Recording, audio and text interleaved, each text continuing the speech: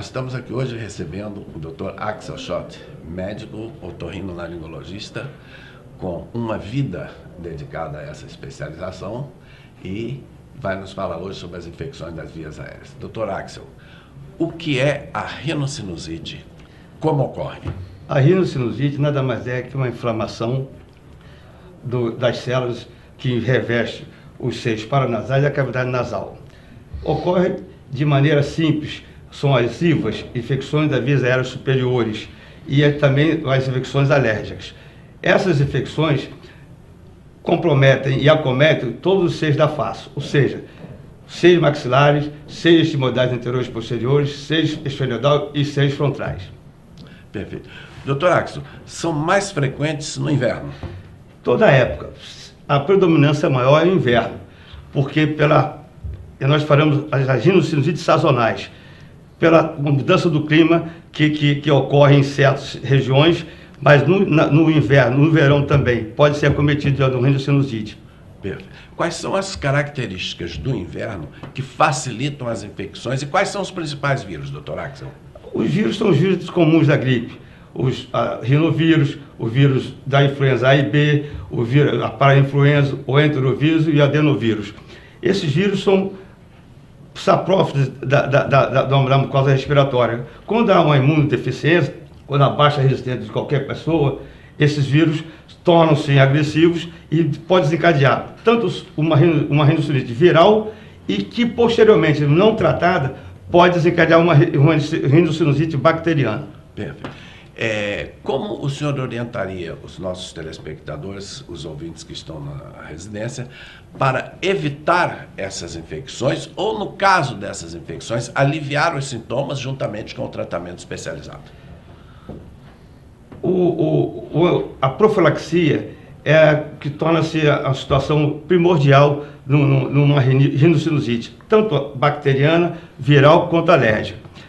No processo alérgico, aquelas casas muito fechadas, que contêm fungo, mofo, essas casas devem ser ventiladas, os seus travesseiros e os seus colchões, tipo antialérgicos, e bastante líquido, evitar mudanças bruscas de temperatura. A criança está aqui no quente, vai para a piscina e depois torna, quer dizer, são condições ambientais que a gente tem que prevenir e fazer uma profilaxia de limpeza e higienização dessa residência.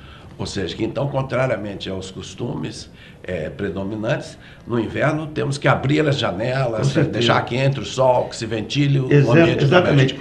Há um problema, a praia é excelente época para não evitar alergia respiratória. Não, a casa da praia fica fechada o ano inteiro. Quando é época de verão que nós vamos, se você não chegar 1, 2 dias e ventilar, lá está o ácaro, o mofo, o fungo que desenvolve. Então é uma contraproducência dizer que no verão não tem sim.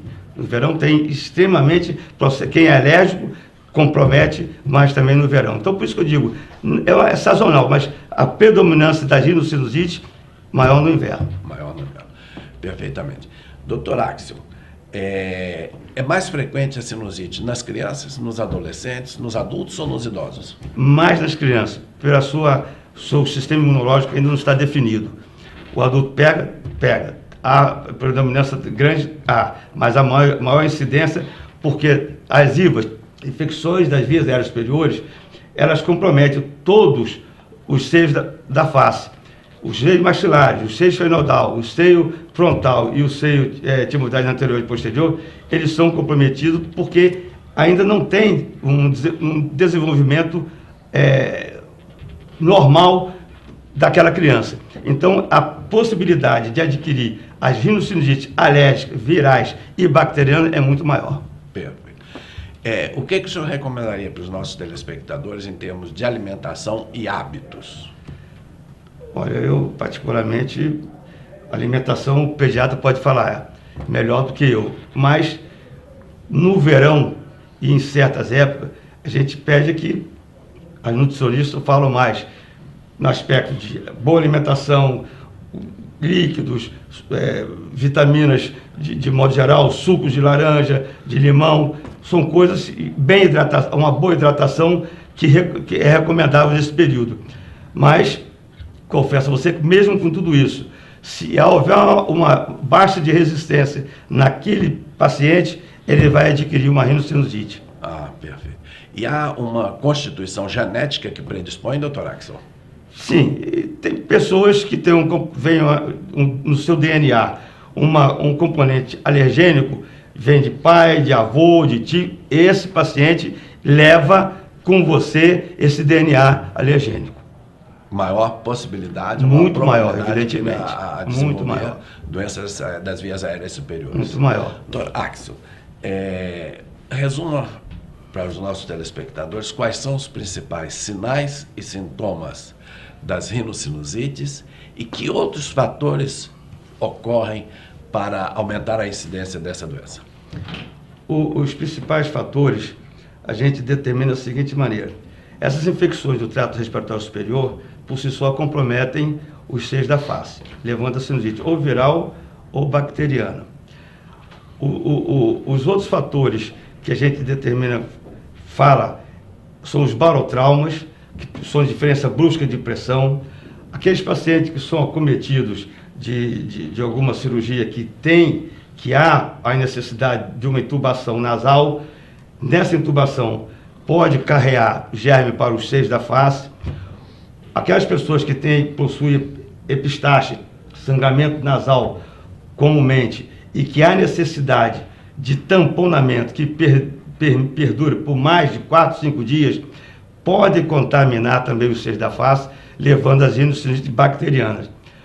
A oclusão nasal, pessoas que têm obstrução nasal, por qualquer motivo, ou seja, alérgico ou hipertrófica, pode acometer também, porque não arege os ossos da face, os seios paranasais, leva também às infecções.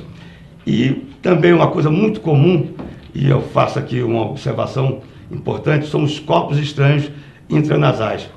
O que é isso? Muitas vezes a gente é surpreendido dos consultórios, porque a criança está em casa ou está no colégio e, por curiosidade, sou pequeno, de 2, 3, 4, 5 anos de idade, pega uma pequena esponja, coloca no nariz, um pedaço de papel, coloca um feijão, um milho, coloca no nariz, e a mãe não sabe o que está acontecendo. Esse corpo estranho permanece por 7, 10 dias e começa a apresentar uma rinorreia mucopurulenta fétida. Quando é unilateral, esse paciente deve ser investigado urgentemente por otorrino, porque concomitantemente, além do corpo estranho, está se desenvolvendo uma rinocinusite, ou maxilar ou etimoidal. E a gente pede encarecidamente que todos os pais observem com cuidado quando tem uma rinorreia unilateral, ou direita ou esquerda, nasal, que deve investigar um corpo estranho colocado por essa criança. Perfeito. Quais são os principais sinais e sintomas da sinusite mais comum, que é essa sinusite alérgico-viral? O que predomina mais são as cefaleias. Evidentemente que atrás, se for bacteriano ou viral, ela vem acompanhada de febre. Mas a cefaleia é o tópico primordial, porque chama a atenção do paciente para ele procurar ou especialista ou qualquer outro médico. Além do mais, você tem uma secreção purulenta, pode ser unilateral ou bilateral, pode ser uma hiposmia, que é a perda do olfato, ou uma anosmia, perda total do olfato, quando a sinusite já está no estado mais avançado, e você apresenta também uma parestesia, uma dor da arcada dentária. E aqueles pacientes que têm a mania de fazer algum exercício físico e quando abaixa a cabeça, sente uma sensação, uma plenitude, uma sensação muito grande de dor na região frontal. Esses são sintomas característicos da rinocinusite. Terminamos aqui o nosso primeiro bloco e voltamos em seguida com o Dr. Axel Schott falando sobre sinusites.